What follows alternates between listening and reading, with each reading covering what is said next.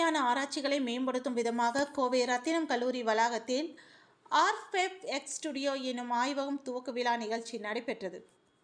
கோவை ரத்தினம் கல்லூரி வளாகத்தில் துவங்கப்பட்டுள்ள புதிய ஆய்வகத்தை திறந்து வைத்த அகில இந்திய தொழில்நுட்ப கல்வி கவுன்சிலின் தலைவர் பேராசிரியர் சீதாராம், மாணவர்களின் கற்றல் தாண்டி உள்ள ஆய்வுகளுக்கு இதுபோன்ற மையங்கள் பயனுள்ளதாக இருக்கும் என தெரிவித்துள்ளார்.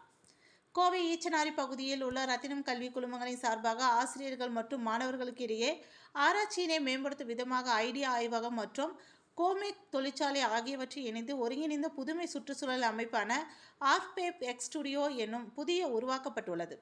ரத்தினம் கல்வி குழுமங்களின் தலைவர் மதன் செந்தில் தலைமையில் நடைபெற்ற இதற்கான துவக்க விழாவில் அகில இந்திய தொழில்நுட்ப கல்வி கவுன்சிலின் தலைவர் பேராசிரியர் சீதாராம் கலந்து கொண்டு புதிய மையத்தை திறந்து வைத்து மாணவர்களுக்கிடையே கலந்துரையாடினார். அப்போது பேசிய அவர், இந்தியா வல்லரசு ஆவதில் பொறியாளர்களின் பங்கு அதிகம் இருப்பதாக கூறிய அவர், கற்றல் திறன்களை மேம்படுத்துவதோடு புதிய ஆராய்ச்சிகளை மேற்கொள்வதில் மாணவர்கள் அதிக கவனம் செலுத்த வேண்டும் என்றார். குறிப்பாக இதுபோன்ற நவீன ஆய்வகங்களை மாணவர்கள் சரியான முறையில் பயன்படுத்திக் கொள்ள வேண்டும் என்று கூறிய அவர், செயற்கை நுண்ணறிவு தொழில்நுட்பங்கள் போன்ற நவீன தொழில்நுட்பங்களை கற்பதில் உலக அளவில் இந்தியா மாணவர்கள் அதிக ஆர்வம் காட்டி வருவதாக அவர் சுட்டிக்காட்டினார்.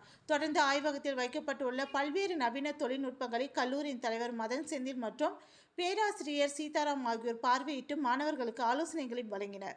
இந்நிகழ்ச்சியில் ரத்தின கல்வி குழுமங்களின் இயக்குனர் சீமா செந்தில், ரத்தின கல்வி குழுமங்களின் முதன்மை நிர்வாக அதிகாரி முனைவர் ரா மாணிக்கம், ரத்தின கல்வி குழுமங்களின் துணைத் தலைவரும் முதன்மை வணிக அதிகாரியுமான முனைவர் நாகராஜ், ரத்தினம் தொழில்நுட்ப வளாகத்தின் முதல்வர் முனைவர் கீதா உட்பட பலர் கலந்து கொண்டனர் என்பது குறிப்பிடத்தக்கது.